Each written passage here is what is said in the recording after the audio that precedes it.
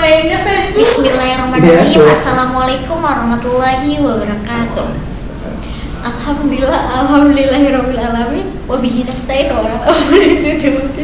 ala alihi washabihi ajmain amma ba'du. Yang terhormat Bapak dosen kami, Bapak Ang Saiful Milah, yang terhormat juga teman-teman sekalian.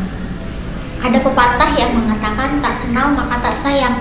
Maka izinkan saya memperkenalkan diri. Saya dan Mbak Fazati Sabira dengan NIM 2213215 dari jurusan Ilmu Al-Quran dan Tafsir, Fakultas Usuluddin dan Adab, Universitas Islam Maulana Hasanuddin Banten. Dengan ini saya akan menyelesaikan tugas dari MK Balaghah dengan temanya itu tafsir Balaghah. Yang akan saya bahas di sini mengenai analisis bahasa Balaghah dalam tafsir Al-Quran. Sebelumnya kita harus mengetahui dulu nih apa itu Balaghah. Balaghah itu dapat diartikan menurut bahasa, yaitu sampainya seseorang pada tujuan yang akan dikehendakinya. Sampainya seseorang pada tujuan yang akan dikehendakinya ini maksudnya ialah sampainya suatu makna atau suatu pesan yang akan disampaikan kepada terhadap tujuannya gitu. Nah, secara istilah Balaghah itu terbagi menjadi dua, yaitu Balaghah kalam dan Balaghah mutakalim. Penjelasan Balaghah kalam dan mutakalim selebihnya sudah dijelaskan oleh teman saya sebelumnya. Nah, di sini juga Balaghah merupakan salah satu cabang ilmu bahasa Arab yang membahas tentang gaya bahasa. Ilmu Balaghah di sini kan membahas tentang gaya bahasa atau bahasa retorika, menggunakan bahasa yang indah. Nah, setelah mengetahui itu, Balaghah kita harus mengetahui dulu nih lahirnya Balaghah. Balaghah itu lahir dan tumbuh berkembang pada masyarakat dengan sifat yang arbitrter. Arbitrter itu apa sih? Arbitrter itu seperti kayak semena-mena, suka-suka. Itu yang dimaksud dengan arbitrter tuh. Kan orang zaman dulu mah, orang jahiliyah Arab itu pas peraturannya Al-Quran dikenal sebagai ahli sastra yang mempesona. Ahli sastra yang kompeten, yang dimana yang dapat mengubah syair-syair atau sekarang bisa disebut sebagai bait-bait puisi menjadi yang lebih bagus. Contohnya pada seorang pujangga Arab jahiliyah pada waktu itu, pada saat itu malam gelap gulita yang dimana kedua bola matanya sulit terpejam karena mendengar informasi tentang kematian sang ayahnya. Jadi pada waktu malam itu tuh dia tuh mendengar informasi bahwa atas kematian ayahnya tersebut. Maka katakan kepadanya malam ketika ia menghampiriku dengan segenap tubuhnya dan menyesakkan dadaku dengan perasaan sedih dan duka cita yang tak terucapnya. Jadi pada malam itu tuh dia bersyair gitu kan. Nah, makna dari syair itunya dia tuh sangat kaget, shock, segala macam lah yang membuat dia tuh kaget akan berita kematian ayahnya itu. Nah, setelah itu masuk ke inti pembahasan, yaitu bahasa Balaghahnya. Ilmu Balaghah itu kan merupakan perangkat media yang mengantarkan seseorang kepada pengetahuan tentang keijazan Al-Quran.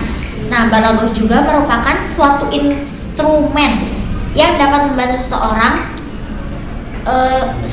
untuk bergelut dengan diskursus Al-Quran, khususnya untuk seorang mufassir yang dimana mengetahui makna isi kandungannya.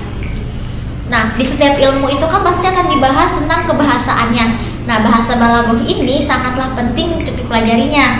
Karena apa? Karena bahasa Balaghah itu kan cara penyampaian pesan dengan bahasa yang efektif dan bahasa yang indah. Nah, di sini saya akan menerapkan beberapa contoh bahasa Balaghah dalam tafsir Al-Quran. Yang pertama, itu ada penggunaan majaz atau penggunaan bahasa yang figuratif. yang dimana majas itu digunakan memperjelas atau memperkuat makna ayat-ayat Al-Quran. Nah, untuk majas sendiri ini artinya kan majas berarti salah satu bentuk gaya dalam bahasa untuk menampilkan suasana dari kalimat tersebut agar hidup. Jadi menampilkan makna agar kalimat itu hidup gitu. Contohnya pada kalimat tangan kanan. Pada kata tangan kanan ini yang dapat kita artikan adalah salah satu anggota tubuh badan. Tapi dalam kalimat dia merupakan tangan kanannya Pak Budi misalnya nih. Nah, dalam kalimat ini berarti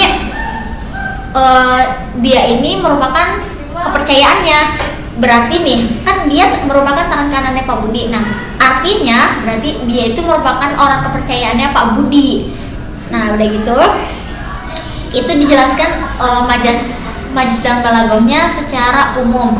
Yang dijelaskan dalam Al-Qur'annya terdapat dalam surat Al-Isra ayat 82 yang artinya, dan kami turunkan dari Al-Qur'an yang menjadi penawar dan rahmat bagi orang-orang beriman. Nah, di sini kan pada ayat ini terdapat kata penawar dan rahmat.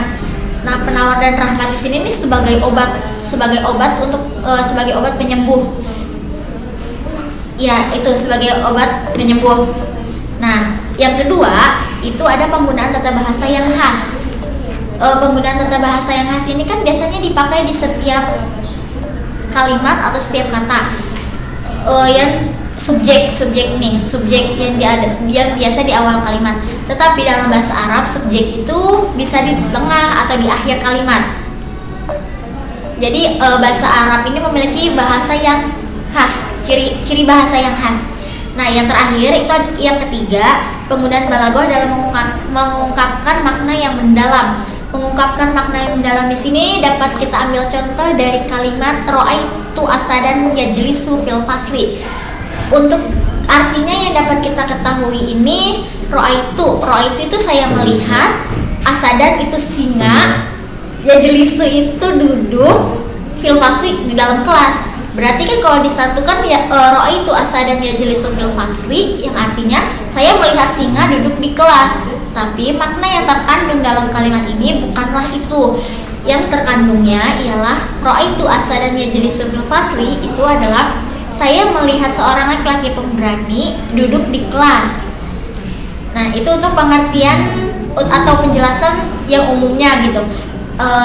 Untuk yang dalam Al-Qur'annya, tafsir yang dijelaskan dalam Al-Qur'annya itu terdapat dalam surat Al-Qalam ayat 52 yang artinya, dan tidaklah kamu meminta kepada mereka para malaikat sesuatu pun melainkan sesuai dengan kehendak Tuhan yang Maha Pemurah. Nah, kata pemurah di sini bahwasanya Allah itu mengizinkan malaikat untuk melakukan apa yang diminta sama manusianya. Nah, dapat disimpulkan bahwasanya bahasa balaghah itu sangatlah penting dipelajari.